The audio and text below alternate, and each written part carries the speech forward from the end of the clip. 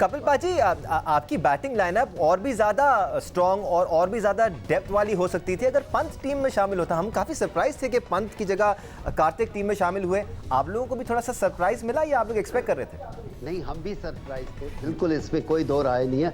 हम सभी ये चर्चा कर रहे थे कि पंत जिस तरह का क्रिकेटर है और लेफ्ट हैंडर है तो उसको अगर टीम में हो तो बहुत बेहतर है, लेकिन यहाँ से हम सिर्फ चर्चा कर सकते हैं। बिल्कुल सही कहा आपने, उनके आने से बैटिंग और स्ट्रांग हो जाती है और उनकी बैटिंग करने का तरीका ही अलग है। अजहर भाई, यहाँ पर एक चीज़ मैं पूछना चाहूँगा कि क्रिकेट में अक्सर ये होता है कि परफॉर्मेंस और रेपुटेशन पे रोहित, राहुल, विराट, रेपुटेशन जो कभी भी कुछ भी कर सकते हैं।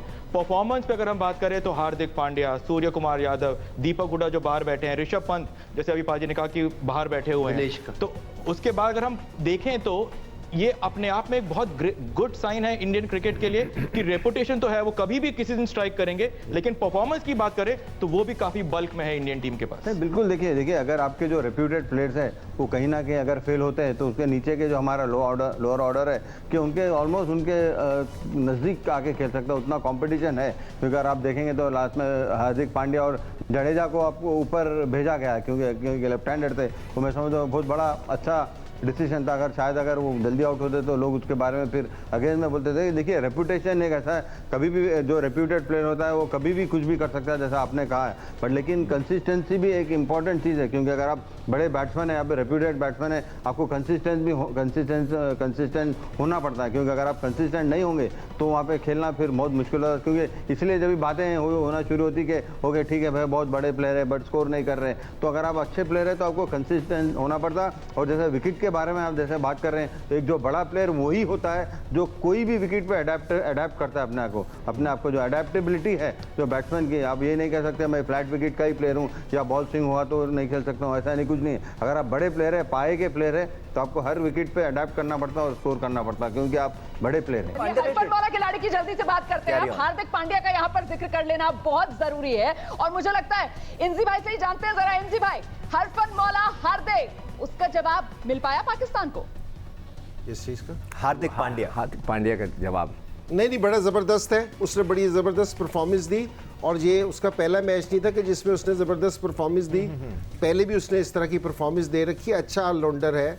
तो लेकिन मैच कल ग्राउंड में ही होगा।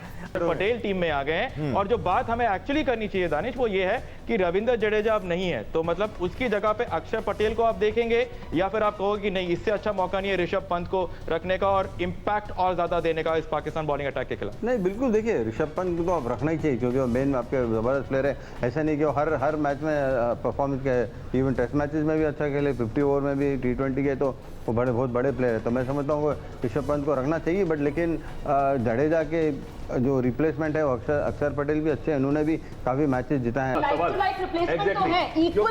कौन होगा? बड़ी अच्छा सवाल है क्योंकि देखिए टीम का बैलेंस जो है वेरी इंपॉर्टेंट है। क्योंकि आप सोचे हम वर्ल्ड कप में हमारा बहुत बुरी परफॉर्मेंस रही थी क्योंकि हम गए ही 4.5 बॉलर से थे। आप सिर्फ 5 बॉलर से आप एक्सपेक्ट करेंगे पांचों, क्योंकि 2 बॉलर का दिन तो खराब होता है। आपके पास एक उस समय एक इमरजेंसी आपके पास रिप्लेसमेंट नहीं है। अगर आप ऋषभ पंत को भी खिलाएंगे तो आपका एक बॉलर शॉर्ट हो जाएगा। ऐसे बैट्समैन ही खेल रहा था। नहीं, पर उनके बॉलर देखिए, उनके बॉलर आप हार्दिक पांड्या जिस तरह की गेंदबाजी कर रहे हैं, अगर आप पूरा तसल्ली है कि सिर्फ 5 गेंदबाजों से ही खेलेंगे, चाहे जैसे मर्जी गेंदबाजी करें, तब आप कुशन ले सकते हैं। पर मुझे लगता है कि अगर आप ऋषभ पंत को भी खिलाएं और अगर आप एक बैट्समैन कम कर दें, और मुझे लगता है वो भी एक पॉलिसी अच्छी, क्योंकि आप दिखाते हैं कि यूर कॉन्फिडेंट कि हमारा टॉप ऑर्डर रन बना के देगा। और बाकी आने वाले प्लेयर भी ऐसे नहीं है, अच्छी खासी बैटिंग कर लेते हैं आजकल।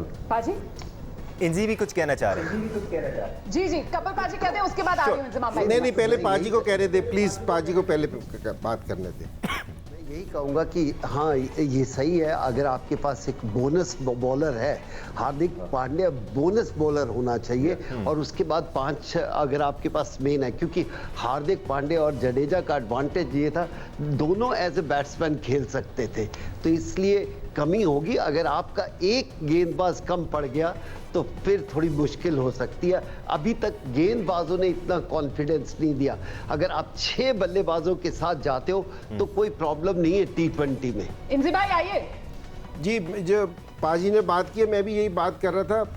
इंडिया का जिस चीज़ का एडवांटेज था ना, मैं ये समझता हूँ T20 में 5 रेगुलर बॉलर एक स्पोर्टिंग बॉलर होना चाहिए, क्योंकि जी किसी भी T20 में मोस्टली मैचेस में देखते हैं कि जी किसी ना किसी एक बॉलर को, कोई मेन बॉलर भी हो तो उसको भी मार पड़ती है, तो आपके पास कुशन होना चाहिए। पाकिस्तान है ना बिल्कुल 5 बॉलर से खेल रहा था, तो जिसकी वजह से वो ब्लॉक हो गया था कि हमें लास्ट ओवर है ना स्पिनर से ही कराना पड़ा, क्योंकि जी नवाज को ही हमें ट्राई करना पड़ा। तो मेरे ख्याल में कि जी ये इंडियन टीम पे फ़र्क पड़ेगा कि अगर वो जडेजा नहीं है, क्योंकि जी वो बल्लेबाज की हैसियत से भी खेलता है, बॉलिंग की हैसियत से भी खेलता है, फील्डर भी अच्छा है। वो तो सारा फील्डर की हैसियत से भी खेल सकता है जितना अच्छा फील्डर है। तो ये ज़रूर होगा, तो ये मेरे ख्याल में फ़र्क पड़ेगा कि अगर आप बैटिंग से सारी चीज़ खेलते हैं तो वो बॉलिंग में ना आपके ज़रूर फ़र्क पड़ेगा कि 5 बॉलर से कप्तान बास टाइम में ना स्टक हो जाता है कि जिस टाइम आपके पास सिर्फ 5 बॉलर होते हैं।